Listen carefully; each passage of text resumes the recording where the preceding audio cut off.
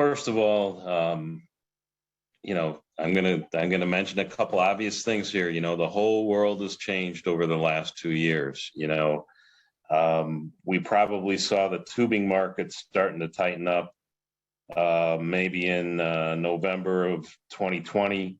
The bar market started tightening up in March of 2021, and it's just continued to tighten. This is one of the longest periods of time that I've seen the market be as tight as it is today, and I don't foresee that things are going to ease up anytime soon.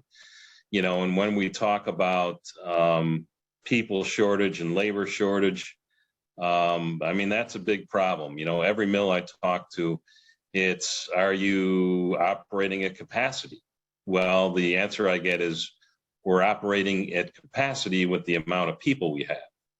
I had a mill today where they were operating at about 1.5 shifts. They were planning on going to 2 shifts in third quarter.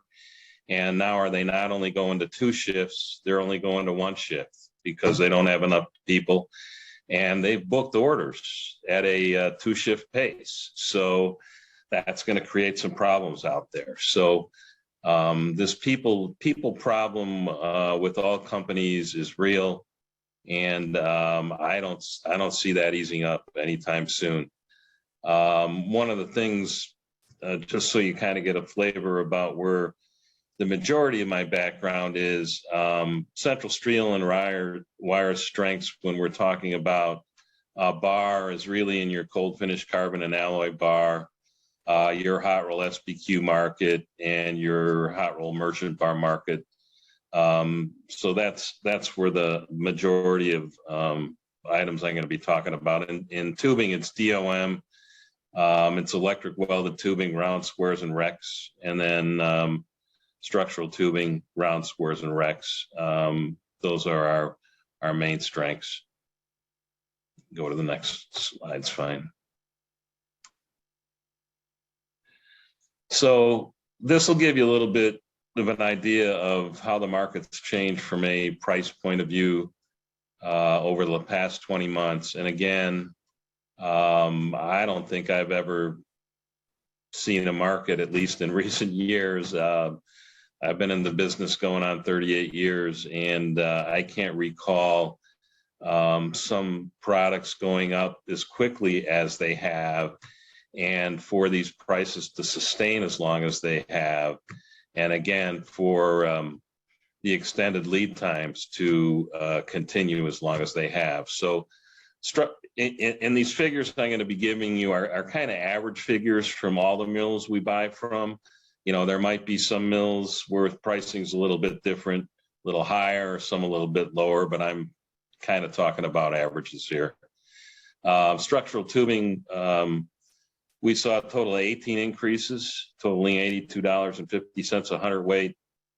Then when carbon flat roll started going down, we saw 6 decreases, about $34.25 a hundredweight. And then we had 3 increases of $25 a hundredweight.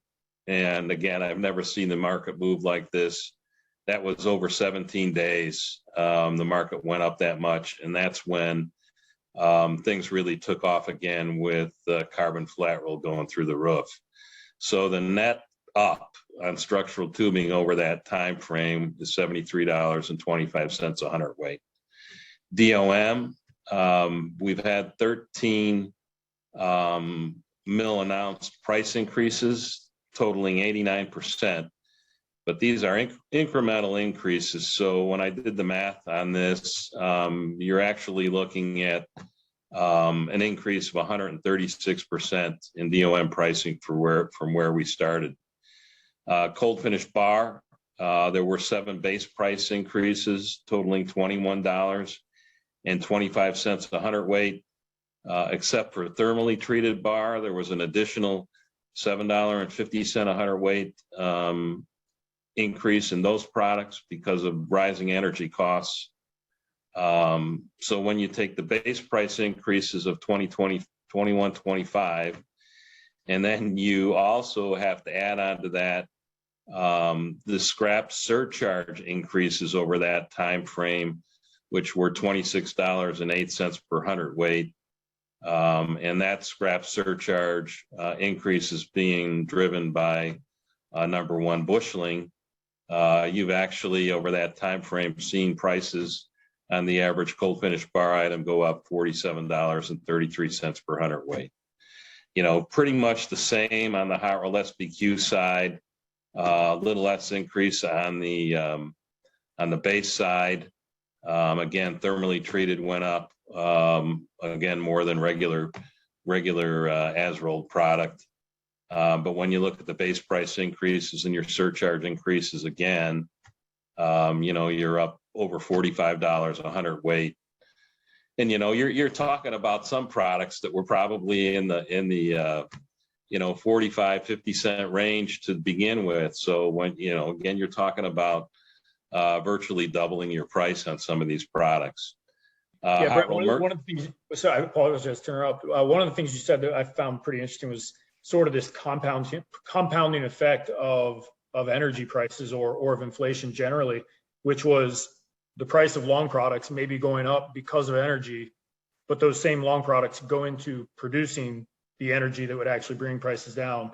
There's a very interesting relationship there where it just seems like it's a circular effect.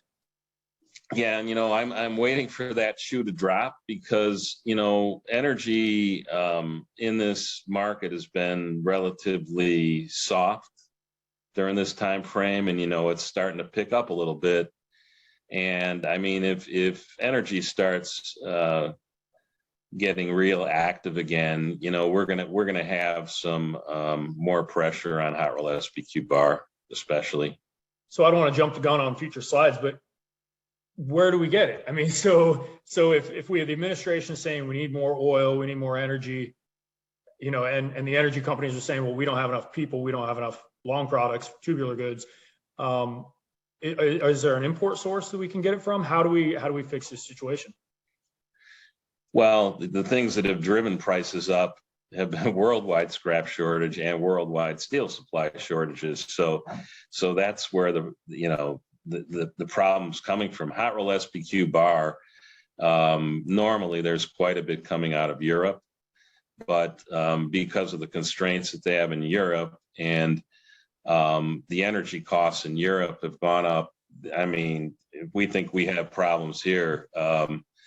I was talking to one year at the mill in Spain, and I think their electric bill went up tenfold over a year. How can you produce steel? How can you compete worldwide when you've got energy costs like that?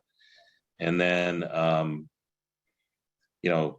the problems going on with the Ukraine, Russia, that's also stretching into other parts of Europe. There's some, we think we got a people problem. There's some mills in Europe where the Ukrainians have actually left, other countries other than Ukraine, they've left their jobs in mills in other countries to go home and fight. So that was something interesting I was reading about. So yeah, it's a problem. Hot roll merchant bar, 10 increases totaling $26.50. Usually merchant bar pricing is driven by shredded scrap. It's driven by whether there's any imports coming in, and it's driven by how busy the mills are. And the mills have been pretty busy with hot roll merchant bar. There's not much foreign product coming in, and shredded scrap is at an all-time high right now. But they're expecting it to come off its all-time high here maybe within the next week. So lead times, and this is where it gets really crazy, because when I talk to people about these lead times, they're wondering if I was a weatherman before this, where I'm not held accountable. But structural tubing, when I'm saying 2 weeks, there are items you can still find on the floor at the structural tubing mills. We have a lot of VMI programs for structural tubing, so there's still a fair amount we can pull in with 2 weeks. But if the mill doesn't have floor stock and you got to get into a rolling, you could be looking at a 3-month lead time. Electric welded tubing, same thing. You might be able to find some stock on the floor, but not as much as normal. We have VMI programs there, so I can pull material off the floor, but you might have to wait 3 months if you can't find something on the floor. DOM tubing is really become problematic. The only way you're going to find DOM tubing on the floor in 2 weeks, there are several brokers out there that buy foreign material and carry material on the floor. You might be able to find some sizes within 2 weeks, but if you're placing a new order at one of the domestic DOM mills, at least at one of the big three, you're looking into first quarter next year. One of the big three mills is out to February, and the 2 other mills haven't even opened up their order book yet. And they haven't talked about it, but I'm starting to sense that if they haven't opened up their order book and things are going to continue the way they are, they might be thinking about going to some type of allocation program in the first quarter. So Brent, we talked about this idea of demand destruction as being a potential alleviating factor to inflation or availability. Are you seeing any situations of customers saying, "No mas, I'm walking. I'm not playing this game anymore," and they search for substitutes, or are they, most of them, still waiting? Well, there are some products. I mean, we've got one product we carry that only one mill makes, and there's really no good substitute for it, so they have to wait. When we the thing is, when we first got into this, say first quarter of last year, a lot of the large OEMs we were dealing with, I was on a lot of conference calls talking to them about supply and demand and what was happening in the market. And probably by April, they weren't worrying about steel anymore because they had problems that were much bigger than steel.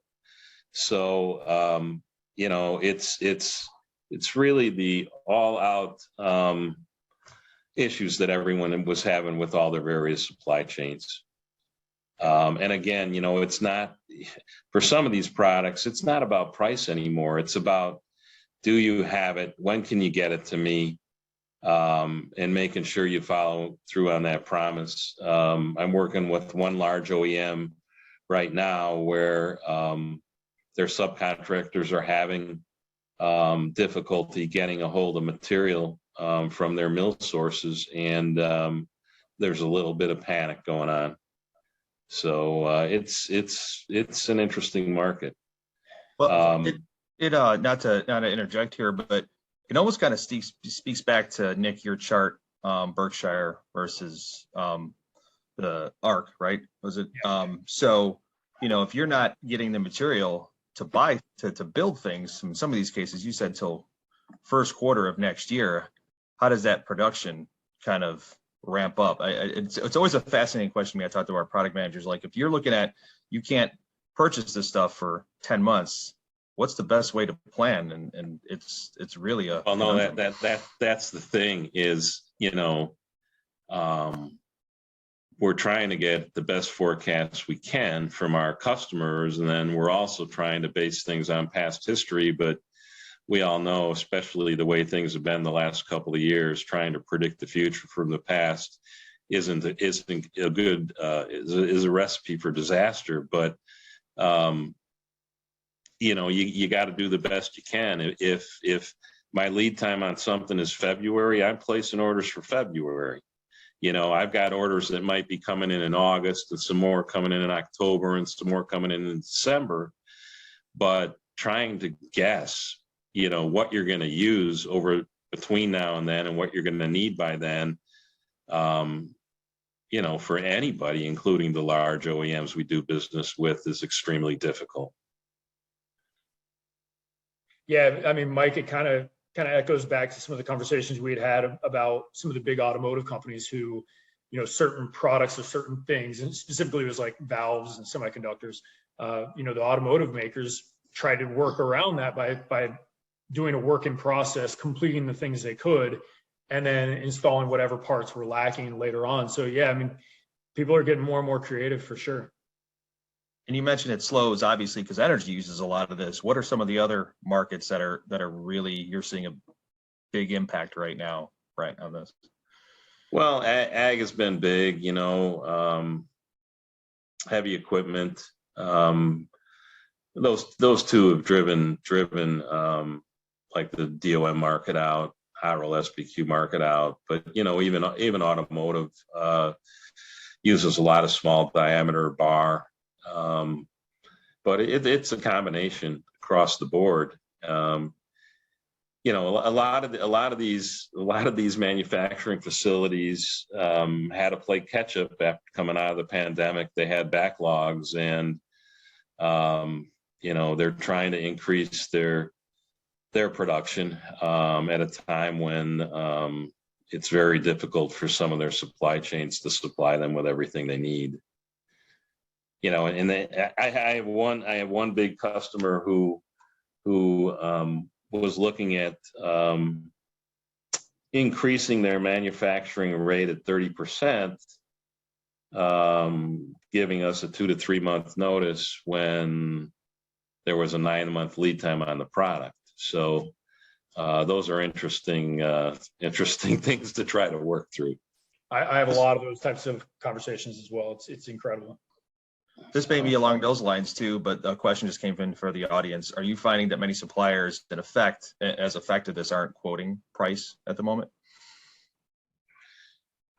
Well, I mean, what the mills do, especially with the long lead times, is they all quote price and affect the time of shipment. You don't know what the price is going to be until they ship it. Some of the mills, you have a chance to cancel the order if you don't need it up to a certain time frame before the order is due. And that varies by product. But, it's pretty easy to follow what's going on in the market and where prices are. And it's just, if you need product, stay in business, you're going to pay whatever the market price is for that product at that time. Which is going to make keeping that lid on inflation very tough, at least within the world we deal in. Right. Well, Brent,